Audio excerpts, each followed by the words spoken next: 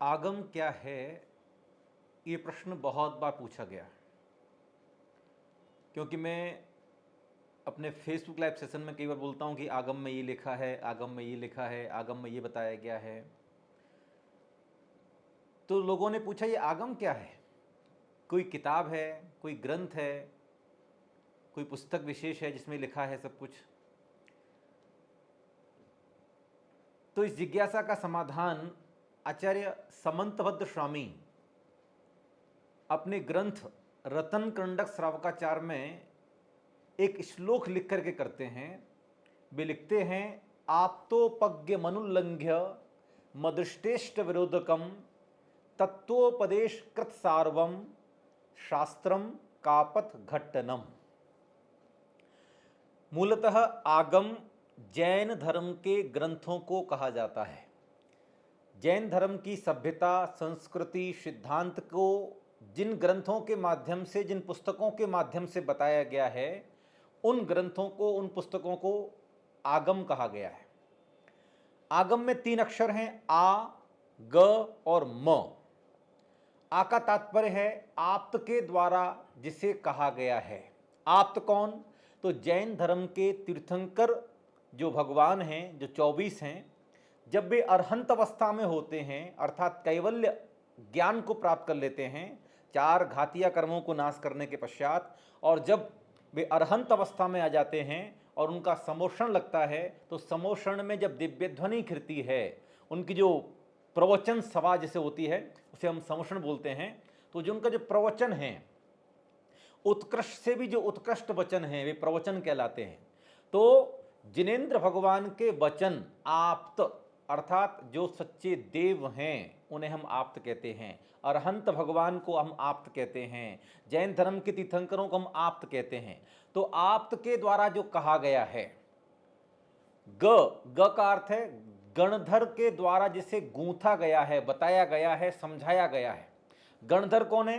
अरहंत भगवान के समोषण में उनकी वाणी को, उनके प्रवचनों को समझ करके जन सामान्य को जो समझाते हैं, ऐसे विशेष आचार्य गणधर कहलाते हैं। इन्हें हम गणेश भी कहते हैं। जैसे भगवान महावीर स्वामी के जो गणधर थे वो गौतम स्वामी थे, भगवान आदिनाथ के जो विशेष गणधर थे वो वृषभ सेन थे। तो इसी प्रकार से गणधरों ने जिसे गूंथा है, समझाया है, बताया है। और अंतिम अक्षर है म, और मुनियों के द्वारा जिसे लिखा गया है वह ग्रंथ विशेष आगम कहा जाता है। अब इस श्लोक के माध्यम से समझें कि आगम क्या है। तो आचार्य समंतभद्र स्वामी ने रतन कंडक श्रावकाचार नामक ग्रंथ में लिखा, आप्तोपज्ञ मनुल्लंघ्य, आप्त उपज्ञ अर्थात अरहंत भगवान के द्वारा जो उपजा हुआ है, पैदा हुआ है, कहा गया है, बताया गया है।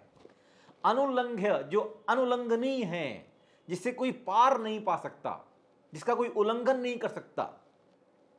मदृष्टेष्ट विरोधकम, और जो महान है और जो प्रत्यक्ष और परोक्ष रूप से सभी प्रकार के विरोधाभासों से रहित है, जिसका कोई विरोध नहीं कर पाया आज तक।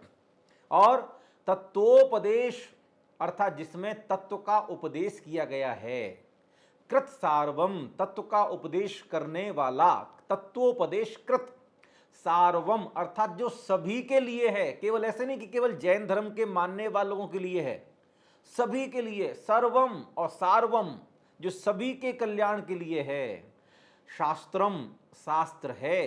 कापथ घट्टनम, कापथ घट्टन का अर्थ होता है जो कुपथ का घर्षण करने वाला है, जो मिथ्या मार्ग है, जो कुपथ है, जो बुरा मार्ग है, उसको नष्ट करने वाला है, उसका घर्षण करने वाला है, उसे समाप्त करने वाला है। तो ऐसे जो विशेष ग्रंथ हैं वे आगम कहलाते हैं। तो जैन धर्म में कुछ विशेष ग्रंथ हैं जिनके बारे में हमें जानना चाहिए। तो जैन धर्म के इस आगम को या इन ग्रंथों को हम 4 भागों में विभक्त करते हैं।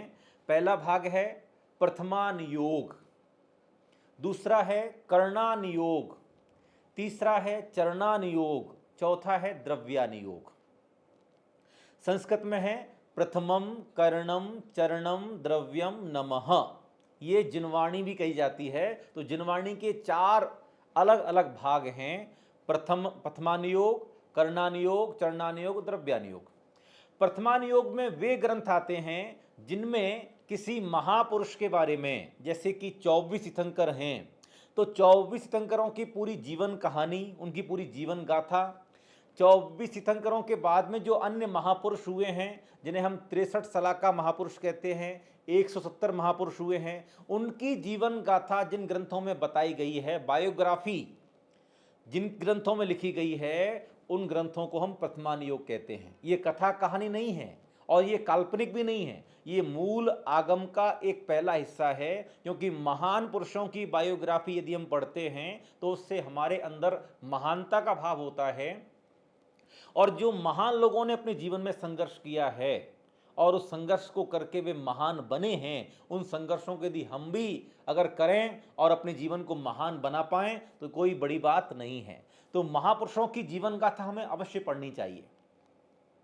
हम जो सामान्य लोगों की जीवन गाथा पढ़ते हैं, इसके साथ साथ हमें विशेष जो तीर्थंकर महापुरुष हुए हैं उनकी भी लाइफ स्टोरी, उनकी भी बायोग्राफी जरूर पढ़नी चाहिए। उन्हें हम सामान्य भाषा में पुराण कहते हैं, जैसे आदि पुराण, उत्तर पुराण, महापुराण, हरिवंश पुराण, ये सभी जो हैं, पद्म पुराण, तो ये सभी पौराणिक जो ग्रंथ हैं वे सभी प्रथमानुयोग की श्रेणी में आते हैं। चरित्र भी होते हैं इसमें, श्रेणिक चरित्र है, श्रीपाल चरित्र है, ये सभी ग्रंथ प्रथमानुयोग के ग्रंथ हैं। दूसरी कैटेगरी है कर्णानुयोग। कर्णानुयोग का अर्थ होता है, कर्ण का अर्थ होता है भाव, और कर्ण का दूसरा अर्थ है गणित। तो जिसमें जैन धर्म के गणित और भाव का सिद्धांत बताया गया है, वे ग्रंथ कर्णानुयोग की कैटेगरी में आते हैं। तो कर्णानुयोग की कैटेगरी में आने वाले कौन से ग्रंथ हैं? तो तत्वार्थ सूत्र है, मोक्ष शास्त्र इसे कहते हैं, ये कर्णानुयोग का ग्रंथ है। त्रिलोक सार है, त्रिलोय पंडिती है, गौमठ सार जीवकांड है, कर्म कांड है, ये सभी जैन धर्म के दिगंबर संप्रदाय में लिखे हुए कर्णानुयोग के वे ग्रंथ हैं जिनमें जैन धर्म का मूल सिद्धांत और गणित बताया गया है। इसके बाद तीसरी कैटेगरी है चरणानुयोग, जिसमें आचरण के बारे में बताया जाए कि जैन धर्म में दो तरह के आचरण हैं। पहला है श्रावक का आचरण, दूसरा है मुनि का आचरण।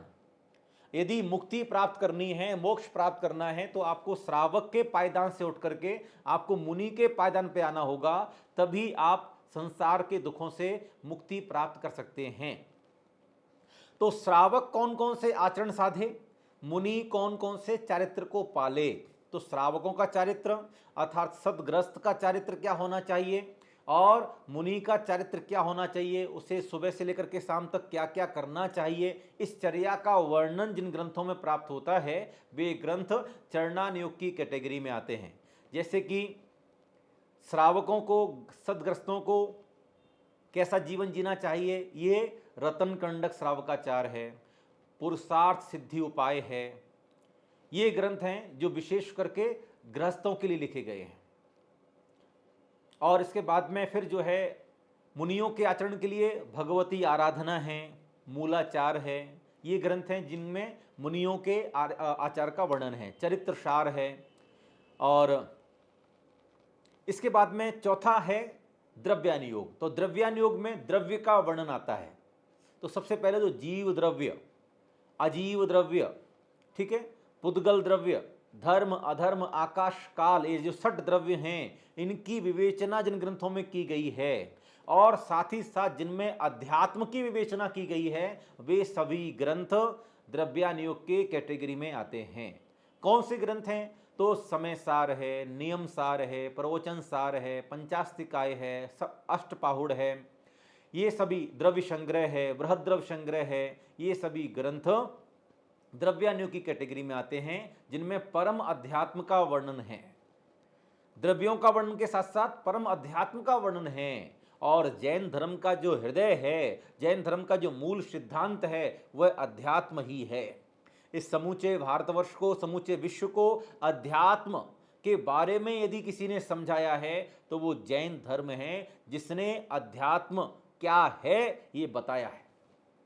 सच्ची आध्यात्मिकता, सभी जीवों के कल्याण का मार्ग क्या है, संसार से दुखों से छूटने का उपाय क्या है, संसार के दुखों से मुक्ति पाने का उपाय क्या है, ये जो बताया गया है ये जैन ग्रंथों में ही लिखा है। तो जो द्रव्यानुयोग के जो ग्रंथ हैं ये संसार के दुखों से छूटने का उपाय बताते हैं। प्रथमानुयोग, कर्णानुयोग, चरणानुयोग, द्रव्यानुयोग, ये चारों कैटेगरी में जो ग्रंथ लिखे गए हैं, अगर मैं सभी ग्रंथों को एक नाम देना चाहूंगा तो मैं कहूंगा आगम।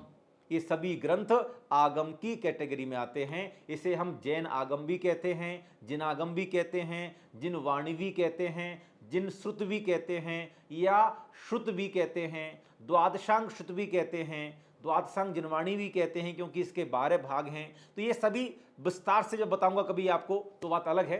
तो मूल रूप से समझ लें कि जैन धर्म में लिखे गए ग्रंथ आगम कहलाते हैं। तो ये जो नाम मैंने आपको बताए हैं ये जैन धर्म के दिगंबर संप्रदाय के अनुसार हैं। श्वेतांबर संप्रदाय में भी इसी तरह की विवेचना है और वहाँ कुछ ग्रंथ अलग हैं जिनके बारे में जैसे योग बिंदु है, योग सार समुच्चय है, तो वो श्वेतांबर संप्रदाय का ग्रंथ है, लेकिन योग का बहुत अच्छा ग्रंथ है। योग साधना कैसे करनी चाहिए, श्वास लेने की विधि आचार्य शुभचंद्र स्वामी ने 11वें ग्रंथ में लिखी है। तो जैन धर्म में ऐसे बहुत सारे ग्रंथ हैं जिनमें बहुत सारी वैज्ञानिकता भी है और साथ ही साथ कैसे हम अपनी आत्मा को संसार के दुखों से छुड़ाकर मुक्ति में, मोक्ष महल में स्थापित कर सकते हैं। ये सारा का सारा मार्ग विवेचना जिसमें की जाती है वह आगम है। तो आगम है हमारे जीवन को पतन से उत्थान की ओर ले जाने वाले कुछ विशेष ग्रंथ आगम कहलाते हैं।